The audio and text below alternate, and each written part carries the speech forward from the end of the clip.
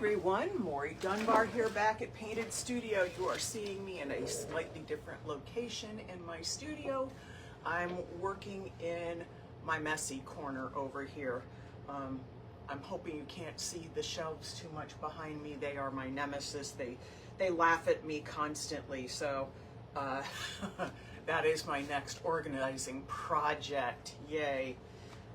So it is January 2nd, it's the new year, and I thought I'd start the year off going back to furniture basics. So today I'm working on this little table. Now this was a street corner find. A woman and I almost duked it out over it. I just got there faster, really. That's all that happened. She was kind of running down the street as I was grabbing it, so it was very funny. I mean, we were both very nice, very civilized, no battle. But it has been painted with layers of really crappy white paint, and I need to remove all of it. There is no keeping the paint on here and saving it. The paint jobs were so bad, I can see crisscross brush marks on it, and some places are thinner and it's been stained and there's old Scotch tape on it. So the first thing we're doing is stripping it. Now, I've already applied a layer stripper. I know a lot of you like Citrus Strip. I hate it. It's not my favorite thing. So I'm using Quick Strip. And this is the chemical one. So when you use this, you need to work in a well-ventilated area, which is where I am. I have fans going to clear into my vent to clear it out. I also have an air purifier next to me. And normally, if I was doing this nonstop, which I have done, I would have a ventilator on, but because this has been sitting here and applied for a little while, the fumes are out and I can have my mask off so I can talk to you. Now, I don't just take that big can and dump it. I have a little can that I pour what I need into. Now, I have a bunch of these. I get gifted these from photo shoots and all kinds of stuff. Just plain empty little cans. Glass jars work. Just don't pour this stuff into anything plastic. Now, if you're a Citrus Strip lover and you like putting all that on and then covering everything in plastic and waiting 24 hours, that'll work too. That's just not how I work. I'm a little more old school, and in Illinois, I can still get the heftier chemical zip strip type strippers.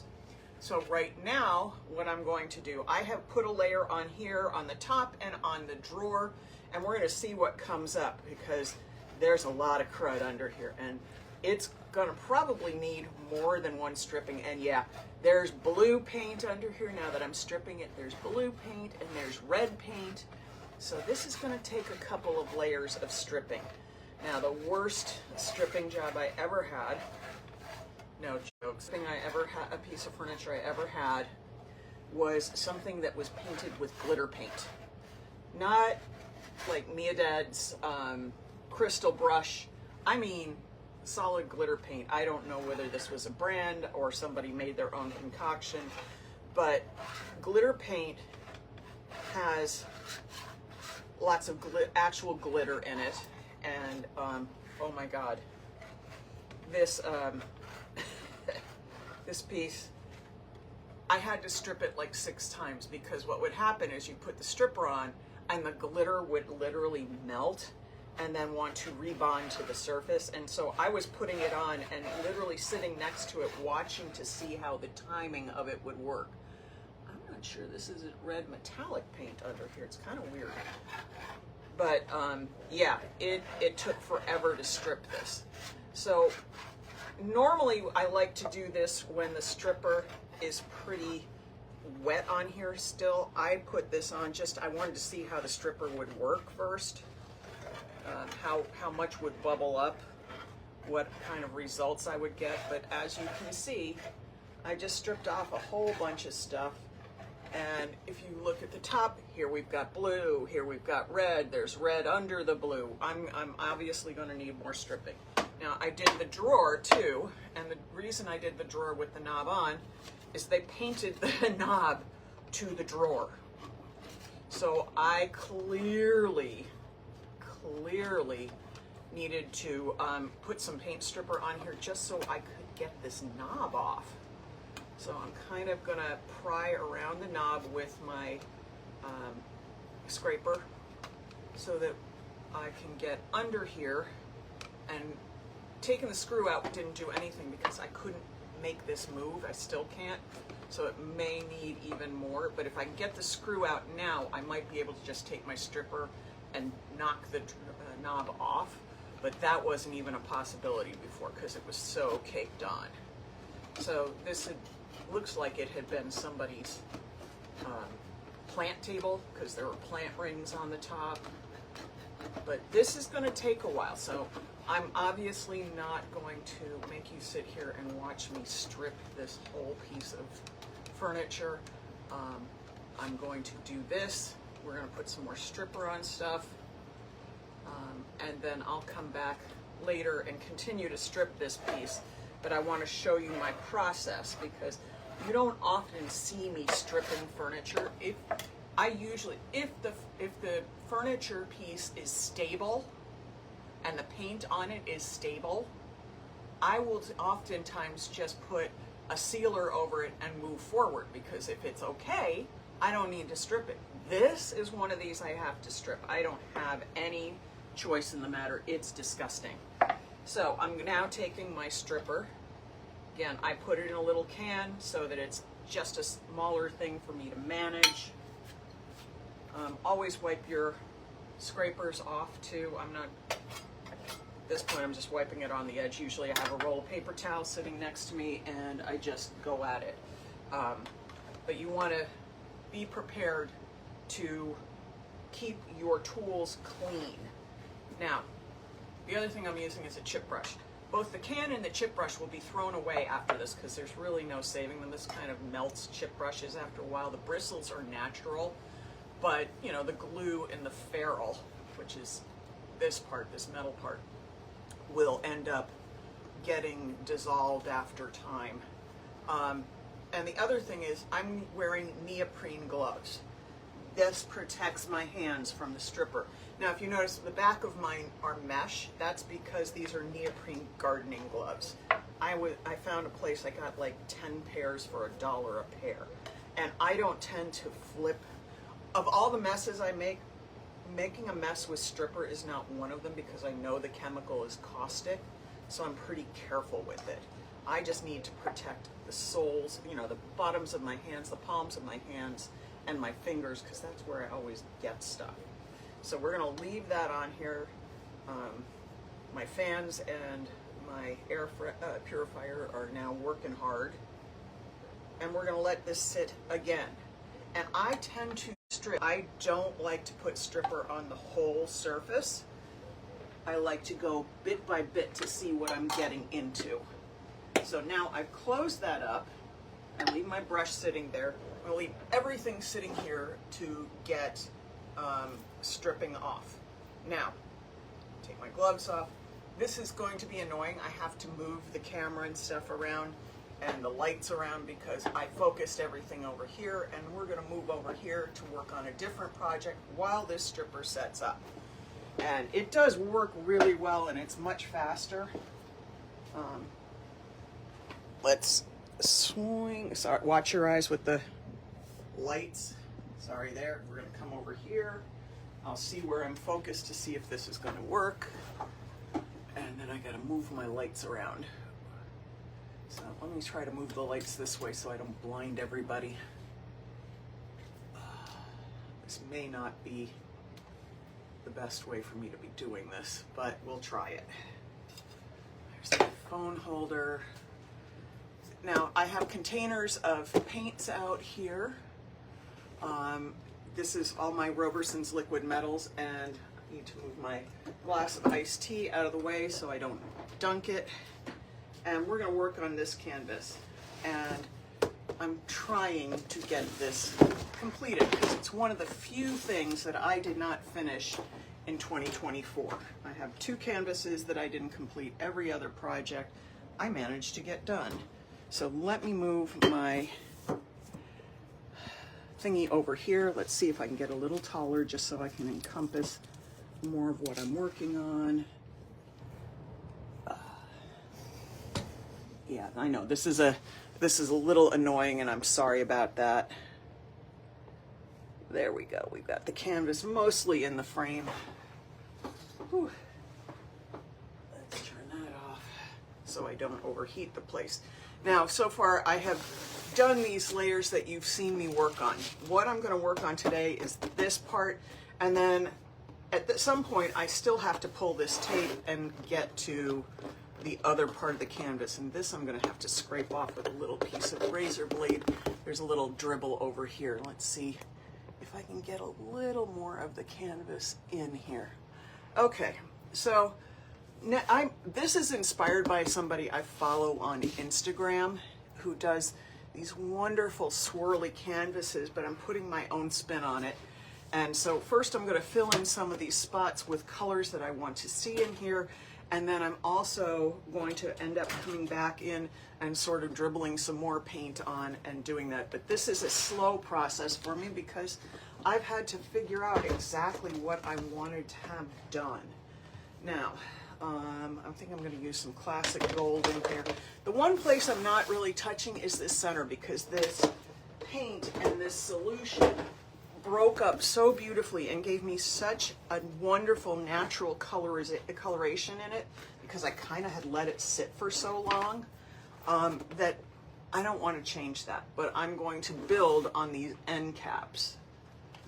And yeah, I know that's a retail term, but it also describes what I'm doing here. So let me find the brush that I want to do this. And so I'm taking some of my gold, and I could be mixing colors, but I'm playing with my Robersons in solid colors. And we're going to do this.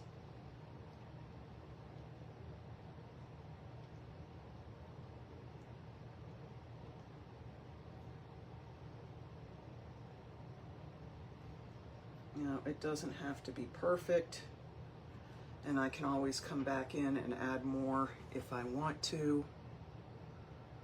But part of this is coming in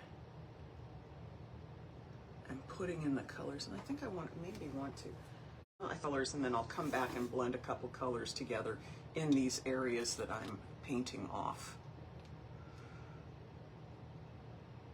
Because really I want more dimension than this is going to give me by just filling them in solidly. But I need a little bit of opacity first. And I have to pay attention to where I've drawn some of my other painted areas so I don't paint them out by mistake. I want to really embrace what's been happening in here. All these cool shapes that I got to create.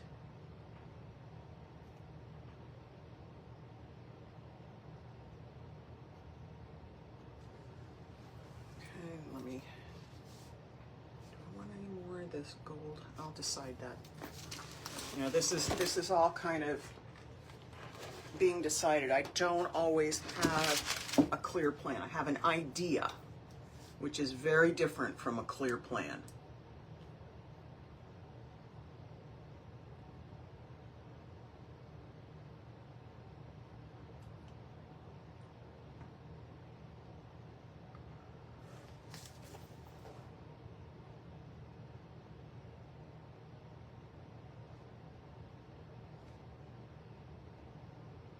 I'm trying to take advantage of the chemical reactions that I've had, as well as create some ideas that I had forming before. And I don't often do really abstract work. I'm usually much more representational in my work. So going abstract like this for me, again, is a stretch, but stretches are good. They're not always successful, but they're very good for the creative spirit. They make you look differently. And if you know my gilding work, you know that I'm not kidding when I say I'm usually very representational. Even with my gilded paintings, I tend to keep things very, very controlled. Okay, so that's good. I just want to come back over here. I think I need just a little more over here. And this is not a piece that's easy for me to go and, you know, put up on an easel because of is here. Get some of these sides too.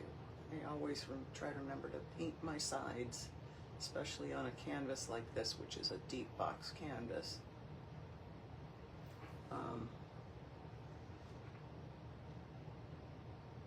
All this stuff needed to be flat to get the reactions I want. And then when I work smaller, I need to be able to kind of get over it instead of sit up with it. My hands just don't bend that way anymore.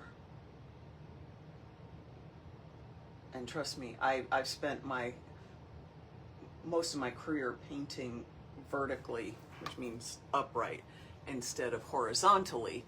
So I know when things will work or won't work for me. You know, I used to do tons of mural work and things like that back when I was doing my decorative painting. So I am very familiar and very comfortable with painting on a vertical surface, but that's not what this needs. This needs different. Each thing I create might have a different need. All right, I'm gonna kind of come over here, come down onto the side, see what I need to do here.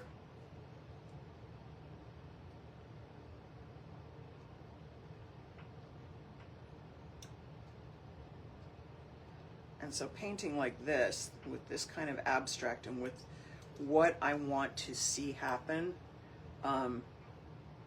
really can be an intense thought process for me in a different way than what I'm used to, because I don't always have a clear vision of what I want to see happen. And that's, you know, when I do really representational work, that's very easy for me to figure out. I know what I want it to look like at the end, so that's what I make sure it does look like at the end, at least as close as I'm physically able to create. When I'm doing like this, I'm kind of, there's a little bit of a winging it thing. Like I'm just kind of going with what the piece wants to tell me I should do. Now, let's get this end over here. I forgot to do this end.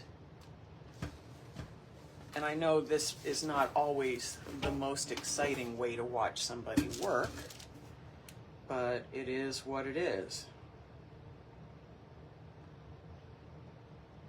You know, sometimes it really is a matter of watching paint dry. Your decorative finishes, it's a lot easier to kind of see what the idea is, because there's very clear steps to what needs to happen. When something's like this, I'm working just from whatever is in my manic little brain. And, you know, I will be going back and forth a lot, trying to figure out exactly where I want things to go. So I'm gonna start. Sometimes it's just a matter of like, I gotta start it. I just gotta kind of give it a shot and start it. And hope that something comes out. And sometimes they're great and sometimes they're not. I'm still, the beat canvas I did with resin and textures and polyonlays, I have a mixed feeling about it. I either love it or I hate it, depends on the day. Because that was a fairly abstract piece. All right, so I've got those spots painted in. Try not to stick my fingers in and screw up what I just did, and I'm trying really hard not to curse too, because you know, Facebook frowns upon that sort of thing. Now let me see what other colors I have up here. I don't remember what sizes of anything I have at the moment. That's H copper, that's not what I want. Okay, my black and bronze. So I'm going to come back in here and dip my brush in and just kind of get a little bit of both going. And if I think I got too much of one coming in and not enough of the other, I'm just going to mix it. So I need more of that going in here. A little tiny bit of black and bronze coming in here.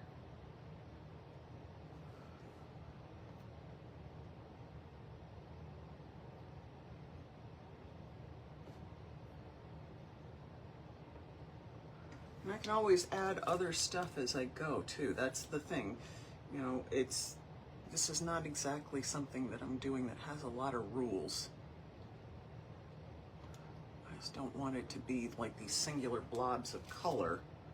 I want to see some definition and some color interactions. I add. And even the addition of color, whichever way I apply it, can add interest to it too. You know, so I've got these sort of amorphous blobs, but if I add some directional strokes, it can create a different kind of tension.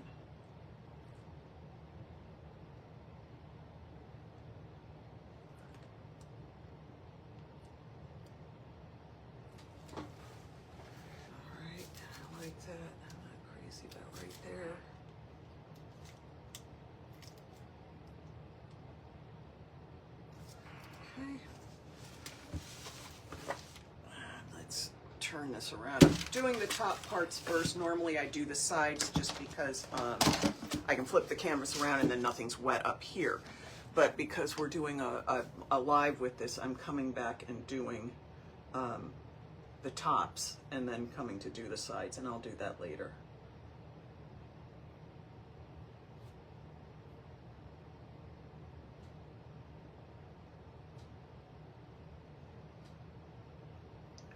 So this paint is still quite wet, so I can come in and do some stuff and it all blends really nicely. I don't need to add a whole lot of paint to things. I'm leaving that blob there because I like it.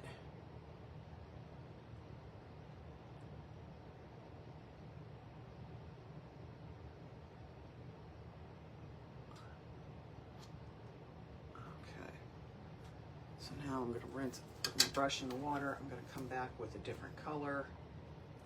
Don't ask me which one right now. I have to decide that. I'm going to use a little copper.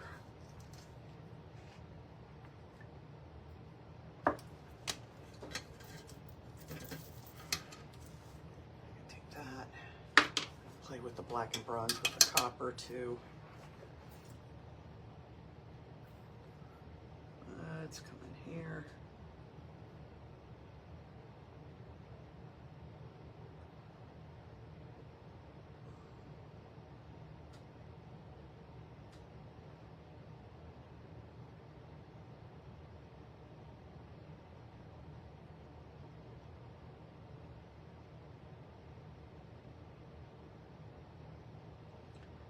I grew up just outside of Manhattan, and my aunt was a very talented artist, and I spent my life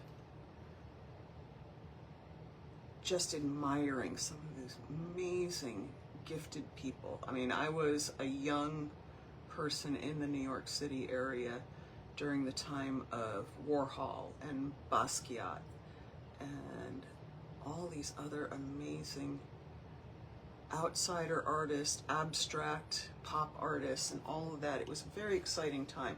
Of course, I grew up in a fairly conservative town, so I never really got to, I mean, I would have been a factory kid if I had had the chance. So I didn't get a chance to explore as much of the art world as I wanted to, but I read all about them all the time. I was an interview magazine person. I just lived to know what that world was all about. And at that, you know, now I wish I'd had the courage that some of the blindness of youth to have gone in and just jumped foot first into that world, but I didn't, and I can't change that. So I am now at this ripe age, exploring the stuff that I really wanted to do then. You know, my parents were like, great, you want to be a painter, but you need to get a job. So instead of studying art, I studied design, which in its own way is incredibly helpful for this kind of thing. Just wasn't where I really wanted to go. I'm going to take some of our orange gold, play with it in there.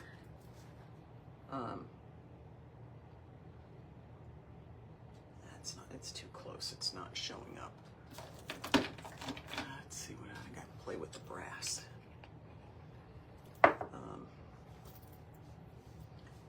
So I didn't truly get the chance to be the explorer that I really always wanted to be. But now I don't have anybody telling me I can't do that. So I'm doing that. And some of it will be successful, some of it won't be. Some of it will be derivative, some of it will be exciting. I will learn from all of it. Okay, this I want to blend just a little more, I think. Every time I try something new, it doesn't always have to be successful. It just has to be something that I take the opportunity to learn from. Because quite frankly, I think that if you're not trying to learn something every time you try something new, you're just stagnant. And that's not where I want to be in my life. I want to learn.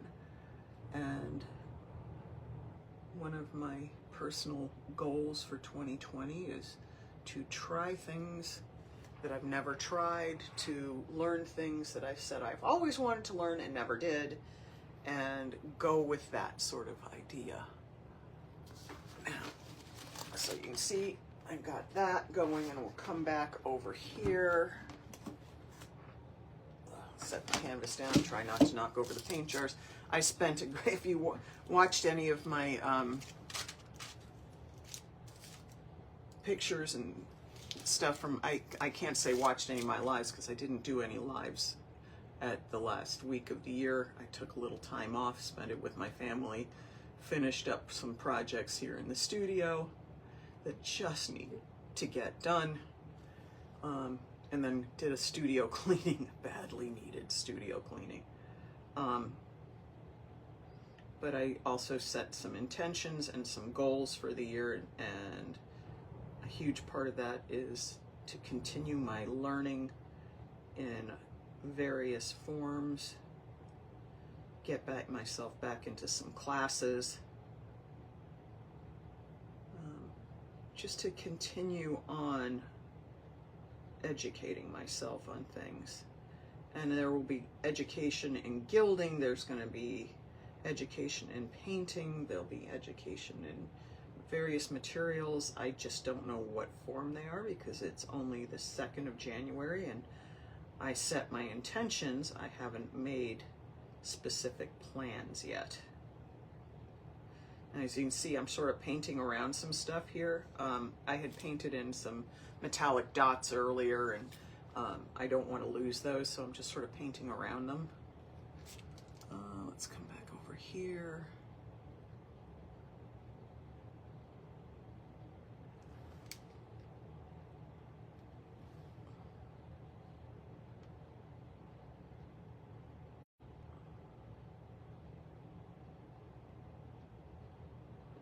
I'm starting to like this again. I was not liking it for a while, but I know every time you paint something, things go through really weird, awkward stages, and then I get stuck because, again, this is a different form of painting for me.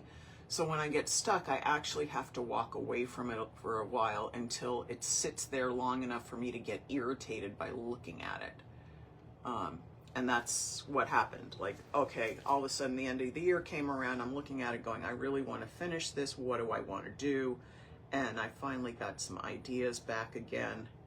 Because I was focusing, at the end of the year, I was focusing on holiday decor and sharing products with you all. And now I'm back into some of the stuff I wanted to do, both for myself and for you all, just to share how I can get to certain places and how you can get there, and to go back to some of the basics with furniture painting and stuff like that, which is showing you like the stripping and things like that. I'm sure some of you have stripped furniture before. That's not a new thing, but we all get kind of locked into our stuff, and going back to basics helps open up channels in your thinking. It allows you to free up other space that you've been sort of cramming stuff into. Okay, got that.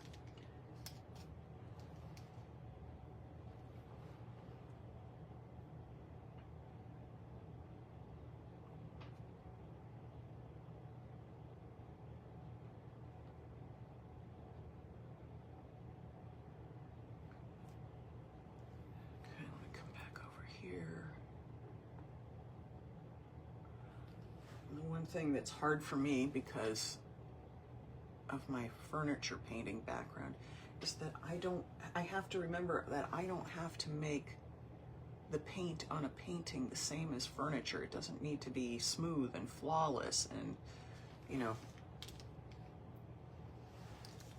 perfect picture pretty, and that's hard. That's another thing that requires a shift in your thinking, and that I have to work on.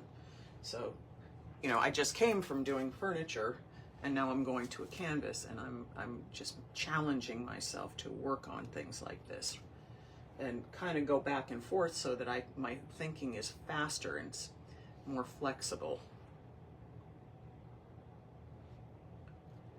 Okay. All right. So I think we're going to stop at this for today, just because I know that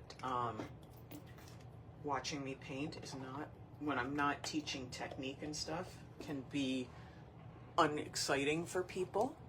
But I do appreciate you being here with me. I'm sorry for the weird glare in the light. I'm going to go back and check the stripper on the table. Then I'm going to come back over here and work on this a little.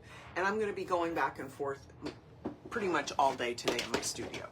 I haven't decided if I'm going to keep this canvas monochromatic, or at least basically in metallic neutrals, or if I'm going to punch in some other stuff. That's something I will figure out as I'm going along. I may get an inspiration that hits me like that. I don't know for sure right now. I'm just sort of playing with things. And then what's going to happen in these strips is this is where I'm going to apply our Whitson's gesso product, and we're going to put some texture in here, and eventually that's going to end up gilded. So we have, the reason I'm doing metallic paints instead of normal non-metallic paints to do this is that there is an overall metallic theme going with this canvas, and it's making me very happy. So some of the metallics will be very vivid and very intense. Some of them will be very, very neutral and very matted down.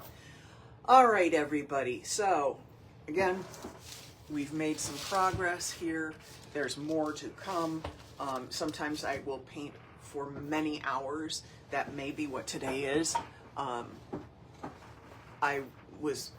Movies, and the movies were showing artists who get sort of caught up in a painting frenzy, and I miss when I don't get to do that. And so I'm going to try to just absolutely immerse myself in what I'm doing on this canvas today, and see if I can make the progress that I'm hoping to make. Meanwhile, I will be back. We're going to keep working on our little table. We're going to work more on canvases. We're going to have all kinds of new projects coming up in the new year. We're going to epoxy some more Stanley style cups.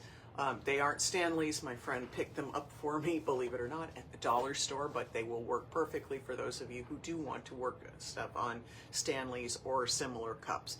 Anyway, we've got all kinds of stuff planned. I have projects floating around here, and we're going to start the new year with color and metals and beautiful things. And I'm so sorry, I got an itch here. I am so glad you're with me, and have a wonderful day, everybody. Happy New Year. Bye-bye.